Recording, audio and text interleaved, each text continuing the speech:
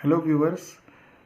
आज हम इंटीग्रेशन में पार्शियल फ्रैक्शन से एक इम्पॉर्टेंट प्रॉब्लम सॉल्व करेंगे। ठीक है, तो यहाँ पर हमें इस फंक्शन को इंटीग्रेट करना है x cube divided by x raise to 4 plus 3x² plus 2। ठीक है, अब ये जो फंक्शन यहाँ पर हमें दे रखा है, जैसे कि मैंने टॉपिक में लिख दिया है कि इस क्वेश्चन को हम पार्शियल फ्रैक्शन से सॉल्व करेंगे। ठीक है, लेकिन देखने में नहीं लग रहा है कि ये क्वेश्चन जो है पार्शियल फ्रैक्शन से होगा। क्यों? क्योंकि इसके नीचे हमें फैक्टर्स नहीं दिख रहे हैं। ठीक है, तो अब हम क्या करेंगे कि इस प्रॉब्लम को सबसे पहले हम इसमें सब्स्टिट्यूशन मेथड लगाएंगे। ठीक, सब्स्टिट्यूशन मेथड लगाने के बाद हम इसे चेंज करेंगे दूसरे वेरिएबल में। तो देखते हैं कि ये क्वेश्चन को हम कैसे करेंगे। तो मान लेते हैं कि ये इंटीग्रल जो है हमारा वो है आई। ठीक, अब हम यहाँ पर क्या करेंगे कि हम सब्स्टिट्यूशन करते हैं, let x square is equal to y. ठीक, और इस इंटीग्रल को अब हम ऐसे लिख लेते हैं, I is equal to x cube को हम तोड़ देते हैं और इसको ब्रेक करके लिखते हैं एक्स स्क्वायर और एक्स, और यहाँ पर डी एक्स हो गया, और जो डिनोमिनेटर में है हमारे पास वो है एक्स स्क्वायर का स्क्वायर लिख लेंगे और 3x² प्लस 2। ठीक, अब क्या होगा कि ये जो x square equal to y है ये यहाँ पर सब्स्टिट्यूट हो जाएगा। ठीक है, अब हम यहाँ से x square equal to 2y को लिख सकते हैं dy is equal to 2x dx। ठीक, और dy over 2 is equal to x dx, और इस x dx की जगह हम dy बाई 2 सब्स्टिट्यूट करेंगे। तो अब ये इंटीग्रल बन जाएगा हमारा एक्स स्क्वायर बन गया हमारा y, x dx बन गया हमारा dy बाई 2, और एक्स स्क्वायर हो गया y, so y square plus 3y plus 2। ठीक है, तो अब हम इसे लिख सकते हैं हाफ, और ये बन गया y dy divided by y square plus 3y plus 2। ठीक, तो अब इस इंटीग्रल को हमने सब्स्टिट्यूशन की हेल्प से इस तरीके से चेंज कर लिया है। अब हम क्या करेंगे कि नीचे जो डिनोमिनेटर है उसे हम फैक्टराइज कर लेते हैं। तो ये बन जाएगा हमारा हाफ और y dy, और इसे अगर हम स्प्लिटिंग मिडिल टर्म से अगर हम इसे करेंगे फैक्टराइज, तो हमें मिलेगा y square plus 2y plus y plus 2। तो ये बन जाएगा y प्लस 2, और इधर बन जाएगा y प्लस 2। तो ये बन जाएगा y प्लस 1 और y प्लस 2। ठीक है, तो डिनोमिनेटर आ गई हमारी y प्लस 1 और y प्लस 2। ठीक, अब देखो ये जो फंक्शन हमारा बना f ऑफ y, ये बन गया हमारा y over y plus 1 y plus 2। ठीक है, तो ये भी लीनियर फैक्टर हो गया, ये भी लीनियर फैक्टर हो गया। ठीक, तो अब हम इसे पार्शियल फ्रैक्शंस में ब्रेक कर देंगे, तो हमारे पास मिल जाएगा a ओवर y प्लस 1 और b ओवर y प्लस 2। ठीक, क्योंकि ये भी लीनियर फैक्टर है, ये भी लीनियर फैक्टर है। तो अब हम इसे लिख लेंगे a times y plus 2 plus b y plus 1 divided by y plus 1 और y प्लस 2। ठीक, तो अब ये y प्लस 1 और y प्लस 2 है यहाँ पर, तो न्यूमरेटर जो है y is equal to a times y plus 2 plus b times y plus 1 आ जाएगा। ठीक है, तो अब हम इसे लिख सकते हैं y, यहाँ से हम ay plus 2a plus by plus b, और अगर हम इसे इस तरीके से लिख लें a plus b y plus 2a plus b। ठीक है, तो अब यहाँ पर y का कोफिशिएंट है 1, यहाँ पर y का कोफिशिएंट है a प्लस b, और यहाँ पर कोई भी कांस्टेंट टर्म नहीं है तो हम 0 मान सकते हैं। ठीक है, अब हम दोनों तरफ कंपेयर कर लेंगे। तो कंपेयर करने के बाद हमें क्या मिलेगा, a प्लस बी मिल गया हमें 1 और 2a प्लस बी मिल जाएगा हमें 0। ठीक, तो अब ये हमारी लीनियर इक्वेशंस बन गई दो। तो हम इसे सब्ट्रैक्ट करते हैं तो b कट जाएंगे, तो a माइनस 2a बन जाएगा माइनस a, 1 माइनस 0 1, तो a की वैल्यू -1। a की वैल्यू यहाँ सब्सटीट्यूट करते हैं तो -1 प्लस b इक्वल टू 1, तो b की वैल्यू आ गई 2। ठीक, तो a बन गया हमारा -1, b बन गया 2। तो अब ये जो हमारे पास रैशनल फंक्शन है, ठीक है, इसे रैशनल फंक्शन कहते हैं क्योंकि इसका न्यूमरेटर जो है वो पॉलिनोमियल है और डिनोमिनेटर भी पॉलिनोमियल है। तो अब ये बन गया हमारा, a की वैल्यू हम रख देंगे -1 ओवर y प्लस 1 और यहाँ पर बन गया b बन गया 2 y प्लस 2। ठीक, तो अब हमारे पास ये जो इंटीग्रल आया वो आ गया i is equal to half integral y over y plus 1 y plus 2 की जगह हम लिख लेंगे -1 over y plus 1 plus 2 over y plus 2। ठीक है, और ये यहाँ बन गया dy।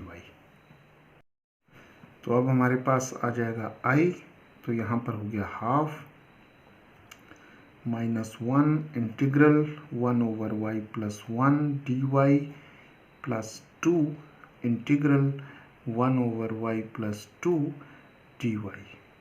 ठीक, तो यहाँ पर हो गया हाफ और 1 ओवर y प्लस 1 का इंटीग्रल बन जाएगा log y प्लस 1। ठीक, ओके, तो यहाँ पर हो गया 2, 1 ओवर y प्लस 2 का इंटीग्रल बन गया log y प्लस 2 और plus c constant of integration हो जाएगा।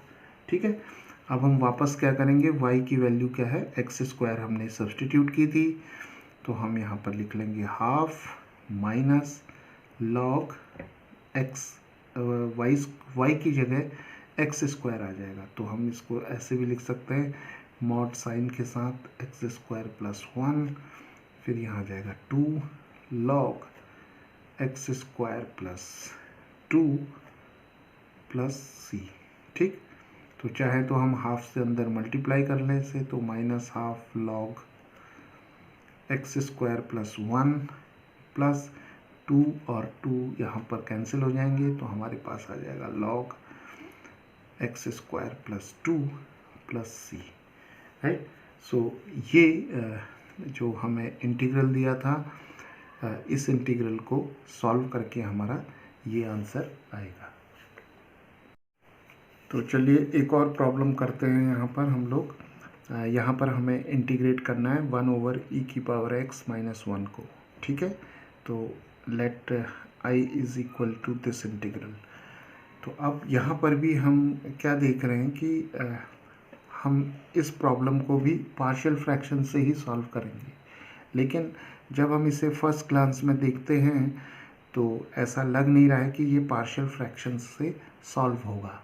ठीक है, तो अब हम यहाँ पर क्या करेंगे, सब्स्टिट्यूशन करेंगे पहले। तो सब्स्टिट्यूशन में हम क्या करेंगे कि लेट e की power x minus 1 is equal to y। ठीक है, तो ये सब्स्टिट्यूशन हम यहाँ पर अप्लाई करेंगे। तो e की पावर x आ जाएगा हमारा y प्लस 1, और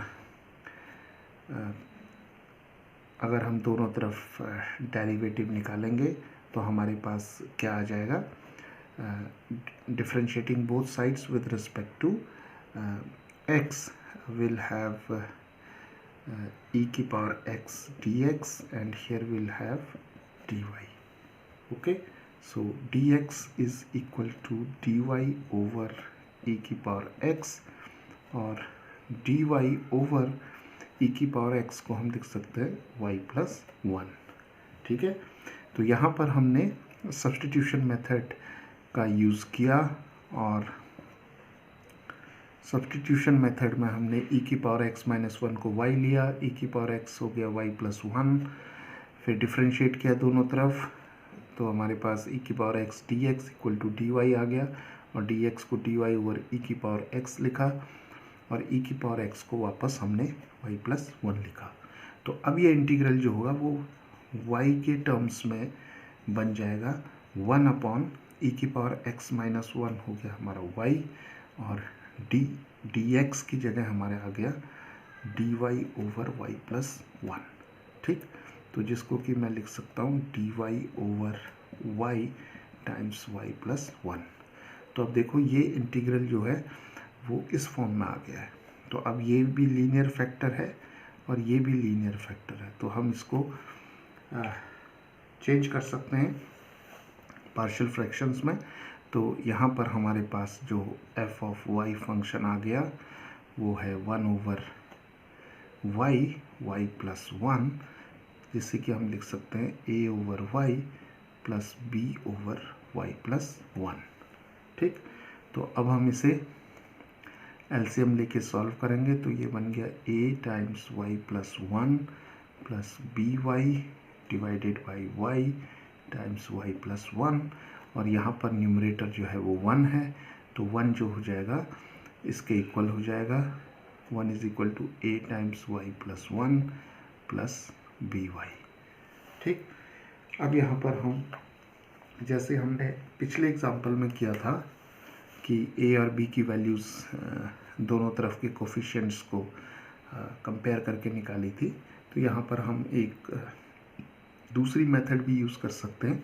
तो यहाँ पर अगर मैं y is equal to minus 1 substitute कर दूँ, बिकॉज ये एक हमारे पास आइडेंटिटी होगी, तो y इक्वल टू माइनस 1 में रखूँगा यहाँ पर, तो हमारे पास मिलेगा 1 और ये फैक्टर 0 हो जाएगा। तो हमारे पास a times 0 plus b times minus 1, तो 1 is equal to minus b, इसका मतलब b की वैल्यू आ गई माइनस 1।